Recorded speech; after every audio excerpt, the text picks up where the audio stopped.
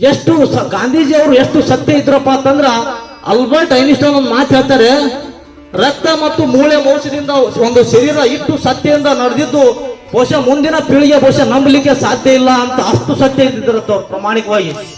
ಯಾಕಪ್ಪ ಅಂತಂದ್ರ ಮನುಷ್ಯ ಮೂಲಭೂತವಾಗಿ ಕೆಲವು ತಪ್ಪುಗಳು ಮಾಡ್ತಾನೆ, ಆದ್ರೂ ಕೂಡ ಅಷ್ಟು ಪ್ರಾಮಾಣಿಕ ಇದ್ರು. ಅದಕ್ಕಾಗಿ ಬೈಬಲ್ ನಲ್ಲಿ ಒಂದು ಸಲಹೆ ಇದೆ ಬಂಧುಗಳೇ, ತಾಳ್ಮೆ ಮತ್ತು ಸತ್ಯ ಮತ್ತು ನಿಷ್ಠೆಗೆ ಒಂದು ತಪ್ಪು ಬೈಬಲ್ ನಲ್ಲಿ ಒಂದು ಸಲಹೆ ಇದೆ.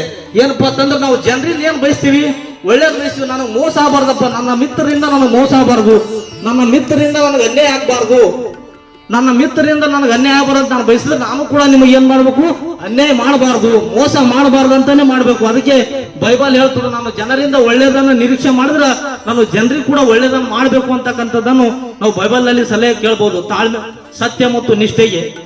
ಹಾಗಾಗಿ ಎಷ್ಟೋ ಶರಣ ಸಂತರು ಇವತ್ತು ಸತ್ಯ ನಿಷ್ಠೆ ಇದೆ ಅನ್ನೋ ಕಾರಣಕ್ಕಾಗಿ ನಾವು ಕರೋನಾದಂತ